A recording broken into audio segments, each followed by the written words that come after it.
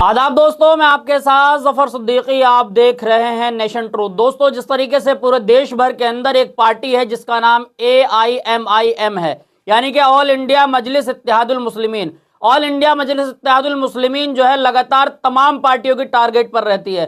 कांग्रेस ये कहती है कि भाजपा की बी टीम है और भाजपा ये कहती है कि ये कांग्रेस के लिए काम करती है। और भी किसी भी राज्य में अगर AIMIM चुनाव लड़ने पहुंच जाए तो उसको यह बताया जाता है कि भाजपा के लिए काम करती है। लेकिन साथियों, जो इस बार महाराष्ट्र में AIMIM ने जो जीत हासिल करी है, कहीं ना कहीं वो सभी के गलों की हड्डी बन चुकी है। यानी कि जो वहां पर पुरानी पार्टियां हैं उन तमाम लोगों को जो है AIMIM ने इस बार, मैं समझता हूं कि चित कर दिया है और इस बार एक बड़ी जीत हासिल करी है। लेकिन जिस तरीके से बिहार के अंदर कुछ सीटों पर चुनाव लड़ने के बावजूद भी 5 सीटों पर जीत हासिल कर लेना कोई मामूली बात नहीं थी, क्योंकि AIMIM के जो तमाम वहां के जो सदर थे अख्तरुल ईमान, उन्होंने कहा था कि हम जो है गठबंधन में आना चाहते हैं। लेकिन गठबंधन वालों को यह लगता है कि कहीं मुसलमानों का कोई इख्तिदार ना खड़ा हो जाए, मुसलमानों का कोई कायद ना खड़ा हो जाए। तो कहीं ना कहीं मुसलमानों के कायद ही नहीं बल्कि मैं समझता हूं कई ऐसे लोग हैं जो महाराष्ट्र के अंदर जो जीत हासिल हुई है, कई ऐसे हिंदू और अनुसूचित जाति के लोग हैं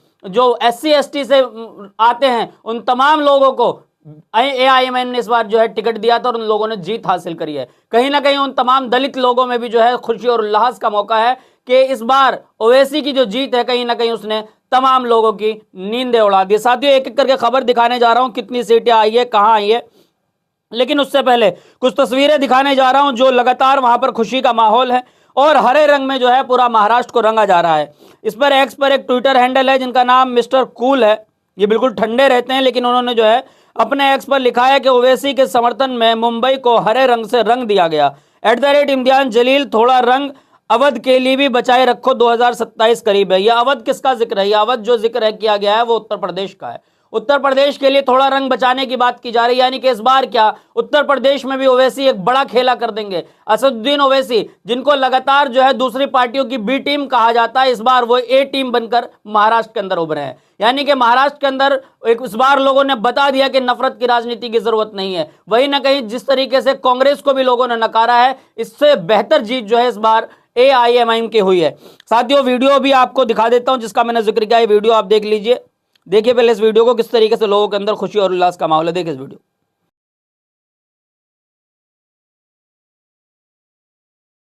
साथियों, आपने वीडियो देख ली। एक वीडियो और इसी मिस्टर कूल व्यक्ति ने जो है अपने उस पर शेयर किया, जिसमें महाराष्ट्र में के अंदर जो है अंधेरे में, अंधेरी रात में पतंग पतंग पतंग पतंग दिख रहा है, क्योंकि AIMIM की जो जीत है उसने इस बार पूरे देश के अंदर ये मैसेज दे दिया है कि नफरत की राजनीति अब नहीं चलने वाली है। जो लगातार भाजपा के लोग नफरत का काम करते हैं, नफरत का प्रोपेगेंडा चलाते हैं, उन तमाम प्रोपेगेंडा पे जो है लगाम लगाने की लोगों ने ठान ली है। और अब दलित समाज, पिछड़ा समाज, इन तमाम लोगों को एक तीसरे विकल्प की जरूरत थी। एक कांग्रेस थी, उसके बाद जो है दूसरी भाजपा आई और उसके बाद तीसरी जो है एक तीसरे विकल्प की लोगों को तलाश थी कि आखिर तीसरा विकल्प क्या होगा। तो मुझे ऐसा लग रहा है कि AIMIM जो है वो सीधा तीसरा विकल्प के तौर पर महाराष्ट्र के अंदर तैयार हो चुका है। उत्तर प्रदेश में किस तरह का जो है इनका माहौल रहने वाला है, ये बहुत बड़ी बात है। साथियों, ये पतंग वाली वीडियो भी आप देख लीजिए, किस तरीके से अंधेरे में तमाम लोग पतंग उड़ा रहे हैं। देखिए इस वीडियो को। इस पर लिखा गया है कि ओवैसी के समर्थन में पूरी मुंबई में अलग ही तरह का जश्न मनाया जा रहा है। अब इतनी रात में पतंग उड़ाकर कौन जश्न मनाता है? ये गजब के लोग हैं, गजब के लोग बता रहे हैं। देखिए इस वीडियो को।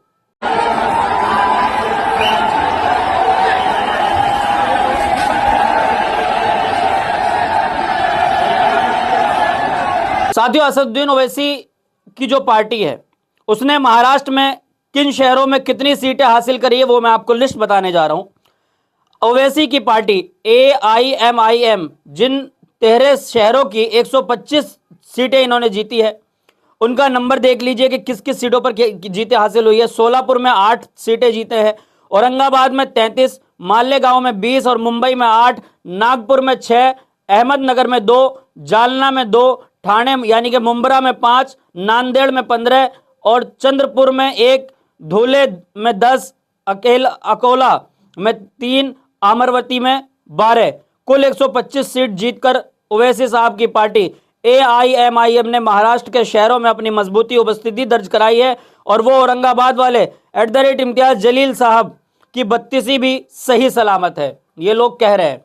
और साथियों, ये तो ठीक है कि इतनी सारी सीटें जो है यहां पर जीते हैं, लेकिन क्या अब उत्तर प्रदेश का चुनाव सीधा बंगाल के बाद, मतलब महाराष्ट्र के बाद अब लोग बंगाल पहुंचेंगे और बंगाल के बाद उत्तर प्रदेश के चुनाव पर नजर बनाई जाएगी। तो मैं समझता हूं कि असदुद्दीन ओवैसी क्या बंगाल में भी अपनी एंट्री करने वाले हैं, और क्या इस बार बंगाल के अंदर भी इनका खाता खुल जाएगा। और इसके बाद जो सबसे बड़ा मतलब मोहरा है, जो सबसे बड़ी बात है, वो है उत्तर प्रदेश की। उत्तर प्रदेश में असदुद्दीन ओवैसी का कैसा माहौल रहने वाला है। चलिए मैं आपको पहले एक असदुद्दीन ओवैसी की खुद की प्रेस कॉन्फ्रेंस सुना देता हूं। असदुद्दीन ओवैसी जिसमें महाराष्ट्र के लोगों का शुक्रिया अदा कर रहे हैं। सुनिए आप असदुद्दीन ओवैसी को, किस तरीके से असदुद्दीन ओवैसी ने महाराष्ट्र के लोगों का शुक्रिया दिया गया। सुनिए इस वीडियो को।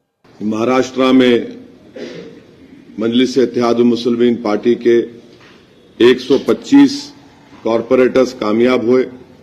मैं शुक्रिया अदा करना चाहूंगा महाराष्ट्र की आवाम का कि उन्होंने बढ़ चढ़कर अपने वोट का इस्तेमाल किया, और मैं उम्मीद करता हूं कि जो हमारे कॉरपोरेटर्स कामयाब हुए हैं वो आवाम की उम्मीद पर उतरेंगे। क्योंकि मैंने पहले भी कहा था कि जीतना लगता है बड़ा मुश्किल, मगर जीतने के बाद जो मराहिल सामने आते हैं उसको कामयाबी से अबूर करना, आवाम की उम्मीदों पर उतरना, आवाम को दस्तयाब रहना, और अपने बॉडी लैंग्वेज में, अपनी जबान से जो आप मिलनसारी के मुजाहरे आवाम से करते हैं इलेक्शन के इंतखाबी मुहिम के दौरान, उसी को बरकरार रखना बहुत जरूरी है। जी हाँ साथियों, आपने ये वीडियो सुन ली। अब मैं आपको बताने जा रहा हूं कि जिस तरीके से असदुद्दीन ओवैसी का जो ग्राफ बढ़ रहा है, असदुद्दीन ओवैसी को जो लोग कल तक नीची निगाह से देखते थे कि मुसलमान का कोई लीडर कैसे खड़ा हो रहा है। साथियों देखो, सवाल इसलिए भी है कि देश के अंदर सभी की हिस्सेदारी बराबर की है।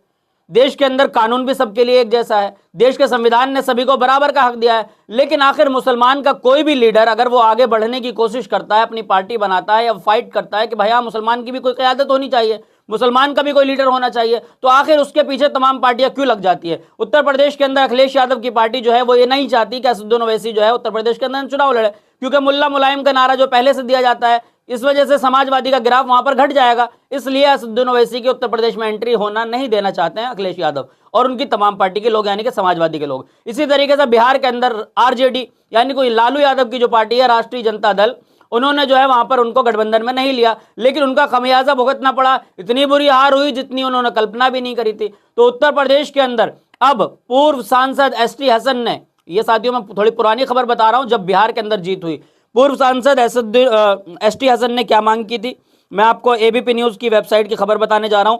असदुद्दीन ओवैसी को इंडिया गठबंधन में शामिल करने की उठी मांग। पूर्व सांसद एसटी हसन बोले, अखिलेश से बात करूंगा, यानी कि उन्होंने कहा सीधा अखिलेश यादव से मैं बात करूंगा कि इंडिया गठबंधन में असदुद्दीन ओवैसी को लेना चाहिए। जबकि असदुद्दीन ओवैसी लगातार कह रहे हैं कि हमें अपने गठबंधन में शामिल करिए। अगर आप हमें अपने गठबंधन में शामिल करते हैं तो कहीं ना कहीं इंडिया गठबंधन को फायदा होगा। लेकिन मुस्लिम लीडर ही किसी को समझ में नहीं आता। मुस्लिम लीडर जो है कहीं ना कहीं वो इनकी नाक की हड्डी बनी हुई है, और मुस्लिम लीडर जो है इनके समझ से बाहर। इनको समझ में आता है कि भाई हमारी जो है, हमारा वजूद जो है वो हिल जाएगा, हमारी ईंट खिसक जाएगी। इस तरह की जो है तमाम सोचें इनके मन में है। लेकिन साथियों, असदुद्दीन ओवैसी का लगातार गिराफ बढ़ता जा रहा है, और असदुद्दीन ओवैसी ने जो जीत हासिल करी है, मैं ये समझता हूं कि कहीं ना कहीं कांग्रेस के लिए भी एक बड़ी चुनौती है। कांग्रेस अब ये सोच रही है कि हमारा गिराफ कहां पहुंच गया। उत्तर प्रदेश के अंदर अखिलेश यादव ये सोचेंगे कि हमारा ग्राफ कहां चला गया। इसी तरीके से आने वाले चुनाव में बिहार के अंदर भी ऐसा ही होगा। तो साथियों, मैं समझता हूं कि चुनाव लड़ने का सभी को अधिकार है। साथियों, असदुद्दीन ओवैसी की जो ऑल इंडिया मजलिस-ए-इत्तेहादुल मुस्लिमीन पार्टी है, ये कोई आज की पार्टी नहीं है। इससे पुरानी, इसके बाद बहुत सारी पार्टियां मार्केट में आई है। यानी कि आम आदमी पार्टी हुई, अभी कुछ दिनों पहले बनी थी, लेकिन बहुत जल्दी, कम समय में उन्होंने ग्रोथ किया, और बहुत जल्दी जो है वो दिल्ली के अंदर उन्होंने अपना सिक्का चलाया, 10 साल सरकारें चलाई, अभी फिलहाल हार गए। लेकिन सवाल इसलिए है कि कोई भी पार्टी कभी भी उसका इजाद हो, वो फटाफट मार्केट में आ जाती है, लेकिन उसका जो लीडर हो, उसका जो मुखिया है, वो कहीं ना कहीं जो है वो दूसरे समाज, यानी कि ब्राह्मण समाज से या फिर अगर किसी भी समाज से, मैं समझता हूं कि सनातन धर्म का मानने वाला व्यक्ति होना चाहिए, तो उसका ग्राफ बढ़ जाएगा। लेकिन एक सबसे बड़ा फैक्टर जो है वो मुस्लिम फैक्टर है कि मुस्लिम अगर ग्राफ, मतलब जो नेता है, जो लीडर है उस पार्टी का, अगर वो मुस्लिम होगा तो उसका ग्राफ जो है वो रुक जाना चाहिए। उसकी किसी भी तरीके से खिंचाई करे, वो तमाम पार्टियां नहीं चाहती कि किसी भी तरीके से मुस्लिम का ग्राफ बढ़ना चाहिए। लेकिन असदुद्दीन ओवैसी की पार्टी जो है वो प्योर मुस्लिम की पार्टी नहीं है, और मैं ये समझता हूं कि असदुद्दीन ओवैसी के अंदर जो है जितने भी लोग दूसरी समाज के भी है, दलित समाज के भी लोग समर्थन करते हैं। बहुत सारे दलित समाज के लोगों ने वोट लिया और बहुत सारे लोगों को टिकट दिया गया। बिहार के अंदर रंजीत राणा को देखिए आपने, फायर ब्रांड नेता तक बना दिया। आप गाजियाबाद के अंदर देखिए पंडित मनमोहन जागामा, जिन्होंने 22 साल समाजवादी को दिए, कुछ नहीं मिला, लेकिन असदुद्दीन ओवैसी का जैसे ही दामन थामा, तिलकधारी हिंदू हैं लेकिन उसके बावजूद भी उनको सीधा सीधा उन्होंने विधानसभा का टिकट दिया। जीत हार एक अलग चीज है, लेकिन मैं समझता हूं कि इस पार्टी के अंदर जो मान सम्मान लोगों को मिल रहा है, कहीं ना कहीं ये उसकी जीत हुई है। आप महाराष्ट्र की जीत पर क्या कुछ सोचते हैं, कमेंट में अपनी राय जरूर दें। आपसे एक रिक्वेस्ट है, आपने अभी तक हमारा चैनल नेशन ट्रूथ को सब्सक्राइब नहीं किया तो सब्सक्राइब कर लें, बेल आइकन बटन को जरूर दबाएं ताकि सबसे पहली वीडियो आपको मिल सके। फिर मिलूंगा किसी वीडियो के साथ, देखते रहिए नेशन ट्रूथ।